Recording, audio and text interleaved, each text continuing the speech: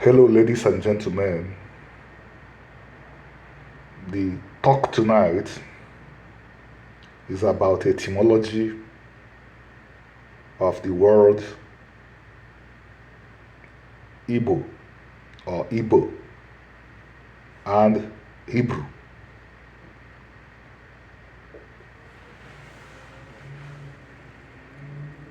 There are several speculations about what this term that we know in English language as Hebrew and the Igbo language as Igbo or Igbo, what they mean. And by the way, in modern Hebrew, Ivri or Ibri. There have been so many speculations about the meaning. Some have said that it means a person that crossed over. The much I can say is that this is tempting because certainly the gentleman, the eponymous figure that gave this identity the greatest prominence, Abraham, certainly crossed over from a tradition to another tradition. And the tradition he crossed over to was revolutionary. Prior to him, at his time, people had gotten used to what we would call idolatry today. I don't mean idolatry in a negative sense because I know that there are religions that idolatry is traditional in, and the practitioners of those religions don't view it the way, by the way, Western philosophy views idolatry. We have to watch every step we take in order not to offend people unnecessarily. Abraham crossed over from that culture that knew many gods to a culture that struggled to focus on only one supreme being. This may be from where this definition, this meaning of the word Igbo or Igbo or Hebrew came from. How did the Israelites that formed communities in what we call Nigeria? I am talking about the people known all over the world as the Igbo people or the Igbo people. Some will identify them as Biafrans, which was the identity they used when they faced genocide. How? What does the word mean to them? I think this is the proper question to ask. As far as we know, at least going back to the writings of Olaude Equiano, where they were referred to as Eboes. This title that we know in English as Hebrew and in the contemporary Igbo language as Igbo or Igbo, and in contemporary Hebrew as Ibri or Ivri, has been used for these people that are certainly one of the largest ethnic groups in Nigeria. How did they come to have this identity, and what does it mean to the people themselves? Or how do we know how they came to have it? These people name their communities, generally name their communities after their ancestors. I come from the Hebrew Republic called Ozobo. The name is connected to an ancestor that Bolo was connected to his name. And this research has shown us that a good number of people from this republic descended from Zebulon.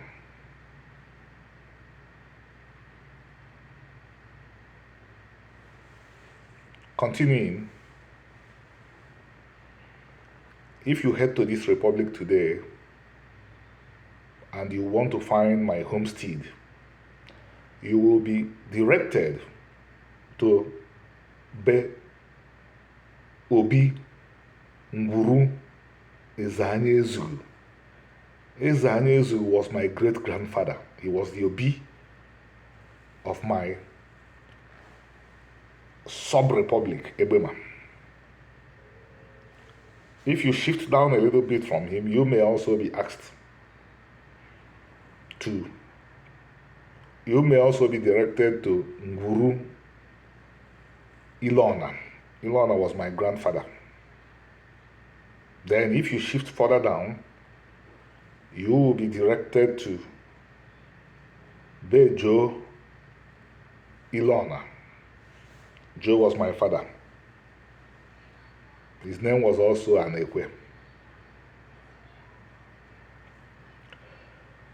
So you could see, these people have a culture and a tradition of naming their communities after their ancestors.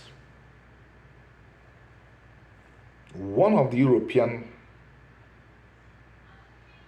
researchers, I think he did more than any other European in the 20th century to look at these people, came very close to understanding why these people were called the Igbo or Eboe or Hebrew or Ibri or Ivri.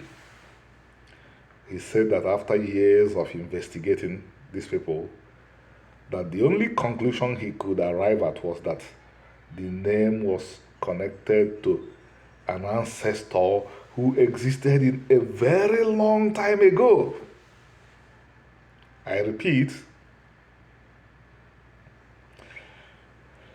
G.T. Basden wrote that this name was connected to an ancestor who lived a very long time ago. We live in an era when people are too busy, when people are too lazy to read. Otherwise, this is self-evident.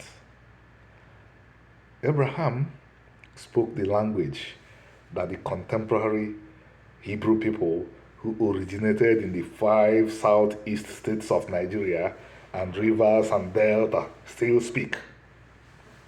The writers of the book of Genesis told us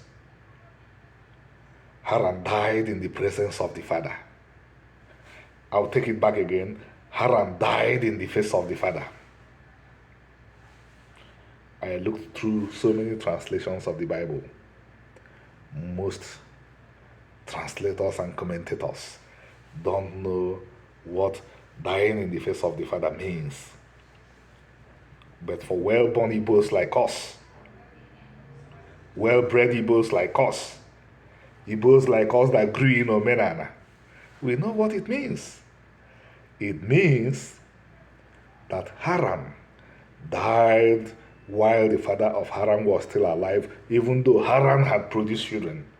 So Haran lost the position of the first son. Haran's lineage lost the position of the first son. The way the Igbo people up to 2023 would read that passage in Igbo is Haran nwụrụ n'ihu nna ya. Literally, Haran died in the face of the father. This language was used to describe the elder brother of Abraham's experience. So which ancestor? Which ancestor was Basden talking about? Abraham. We will keep on bringing up this for the basic reason. The nation of Israel cannot be constituted until the Igbos are given their place in this nation. The Igbos say that nada hapu isiaka aborium. You cannot do this without this. You cannot do this without this. You cannot do this without this. Today, at the Omenana Defenders Obi, Shabbat service. We study the Torah. Joseph practiced exactly a tradition that we all practice. The lost, the youngest, gets the largest, the fattest portions of the food. That was why Joseph gave Benjamin the double portion. I don't think it makes sense to say an ingathering is taking place without giving honor to whom honor is due. The Igbos could be anything. They could be black. They could be Negroes. They could be Negroes. They are essentially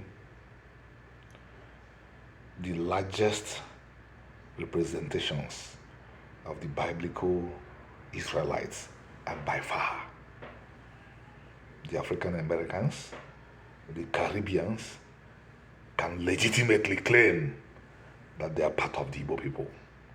And on this note, I tell my brothers and sisters, let us repent. Let us do the proper thing.